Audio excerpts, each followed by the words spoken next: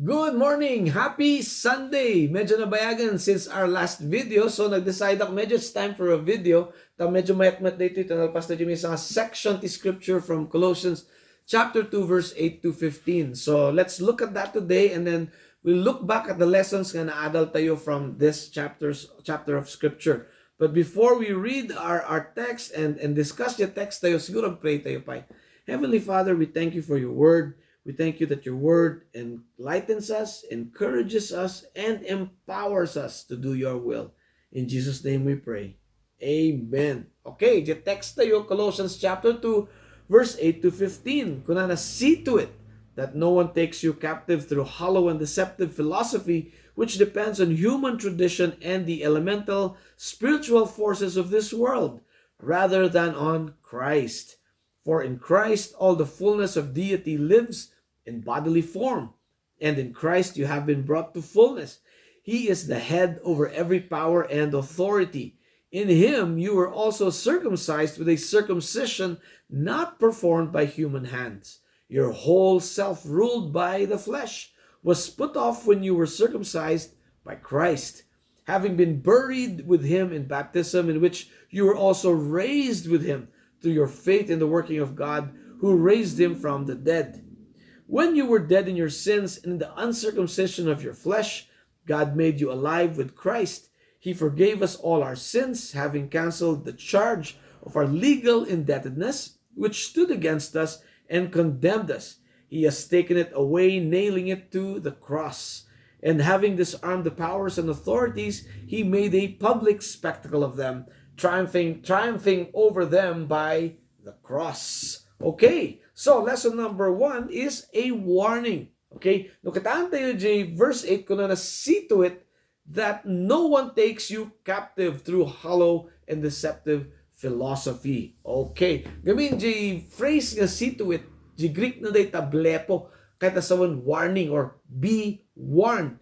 You remember that the book, letter to the Colossians, isulat ni Paul data partly because kayat na nga ma-warningan isu that adu iti mangiruruman, adu ti heretics spreading heresy or false teaching from false teachers. Okay, so kana warning kayo. Okay, especially di kalaban tayo, the demonyo is called the deceiver. He uses deceptive, takes you captive through hollow and deceptive philosophy which depends on human tradition. Usaron na nga human tradition. Ay, data tirarami dami idin. Kasta. Or, data kinadakkelan mi. Dagita. Okay. Now, the lesson tayo dita is, no, daman dagita nga human tradition tayo. Kitaan tayo man, no, talagamot lang nga naka-align iti sarita ti Diyos. No naka-align iti sarita ti Diyos, good. No hang naka-align iti sarita ti Diyos, ibalang ikatan hangar aramiden. Amen. Number 2 lesson, we need to know who our Savior is. Dapat amamu tayo ni Apo Kristo as taught by the Bible. Hanga dyan amu tayo lang amu tayo about Him, di utak tayo. As taught by the Bible. Gamin, uray dito nga modern times, ato ti heresies. For example, ni Jesus kano, basbasit kano nga Diyos, dakdakal kano ni Diyos Ama. Or, hang kanong agpepeso nga dati Jesus Christ ka nagnanga tao, espiritu lang kano. Okay? Or, ni Jesus kano, propeta. Or, ni Jesus kano, tao nga nagbalin nga Diyos. Or, dapat yung kakat katawa. The mga tao, they claim nga isuda kano ti Diyos. Dagita, hangang pepeso dagita. And the lesson tayo, kuna na verse 9, for in Christ all the fullness of the deity for in Christ all the fullness of the deity lives in bodily form. Kaya sa 3 words lang data. Jesus is God. Period. Okay? So, kunana for Jesus Christ was with God in the beginning. Kaya na He is the creator. He was with God. Ibig sabihin, God is una nga nagbalin nga tao. And He has not returned. Kasano nga mo tayo nga nagsubli ni Jesus Christ? Gamin dyan Biblia kunana. Nagsubli ni Jesus Christ, the trumpet will be sound. He will come down. Every eye will see Him. Every mouth will confess that He is Lord. And every knee will bow to Jesus Christ. Uray no handa nga mamatmatikan niya na. It doesn't matter rin niya di pamatim ki ni Kristo.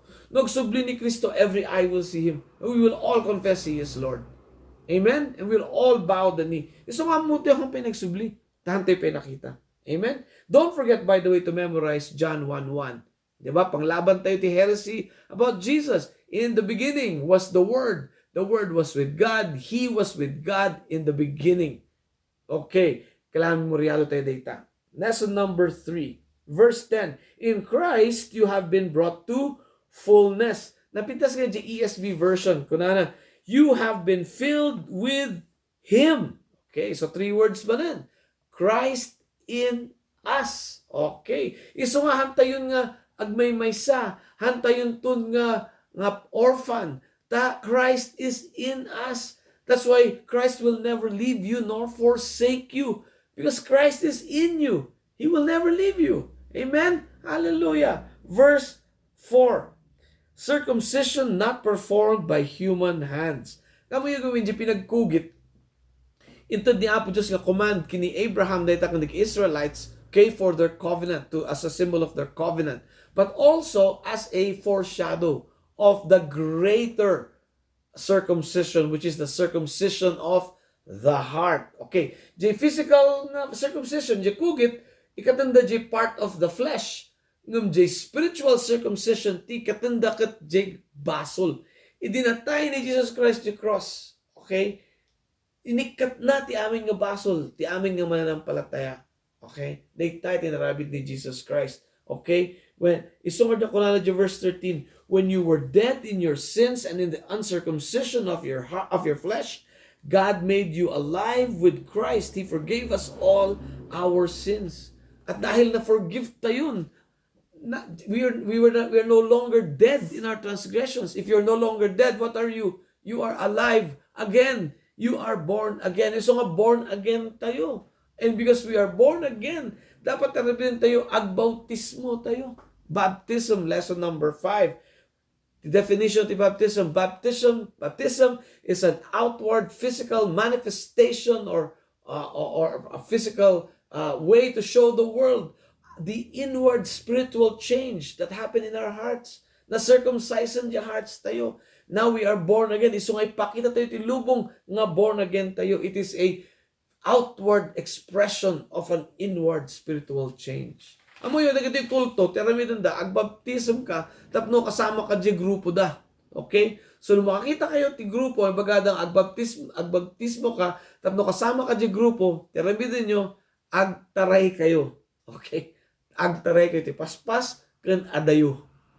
Okay. By the way, iti understanding ko, iti baptism, hanga di wisik-wisik, hanga jay pouring, but immersion, ilubog ti buong nga tao. Because though baptism is a physical manifestation of an outward manifestation of an inward spiritual change, it's also a symbol of being buried with Christ. Ilubog na kayo. And then to be raised again to life. Tanuin, baptize mo gabi, namumut nga ikabilit tao dyan, matay mo. So, dapat ilubog mo, tapos iungar mo manan to be raised with Christ, because that's a symbol of what Christ will do for us on the last day. Okay? Jesus Christ will raise us up to life on the last day to live with Him in eternity. Amuyo? Dagijay hang mamatikin ni Jesus Christ. Those who deny Jesus Christ in this life, in this world, He will also raise them up to life on the last day, but not to victory, but to punishment in the eternal fires of hell. Amoyo, NT kwato yung lesson tayo, last portion ti section na inadult tayo for the last few days. Paul was alluding to a parade, di ba? Roman generally, di no mga abak iso na, alaan na dagi naabak, iparada na di Rome. Ipakita na dagi ito yung tinaabak. Okay, tas kakaduan na dagi soldado na nga nangabak. Yan. Dita ti imagery nga ipapakita ni Paul. The reality, when Jesus Christ returns on the last day, He will be King of kings and Lord of lords. He will be the total victor. He is the ultimate victor. He has conquered sin and death. Yan. Awan sa balin, iso na lang. And datayo, nga simuko itibiyag tayo, suko tayo, itipuso tayo, circumcised spiritually. Adata yun to ijay kadwa ni Jesus Christ. When Jesus Christ calls the saints and the saints come marching with him. Sila siya kanta, oh, how I love to be in that number where the saints come marching in. Da kayo nga eh. Kahit yung nga kasama dyan nga parada. Hallelujah. Let's pray. Heavenly Father, thank you for your word. Nga ipakita yung man kanyamin, apo iti mangyari in the future. I pray, Father, nga we will wait for that day to be with you in that grand parade where you are King of Kings and Lord of Lords. Ngam apo no, dapat lang mo kadigidji tatawag dingdil ti nga podcast. Ti handa pa ngin suko ti biag da kanyayo. I pray, Lord, that you send your Holy Spirit to touch their hearts. That they too, Lord, will surrender their hearts to you and know you as Lord and Savior. In your name we pray. Amen. Hallelujah. Have a great week and God bless you.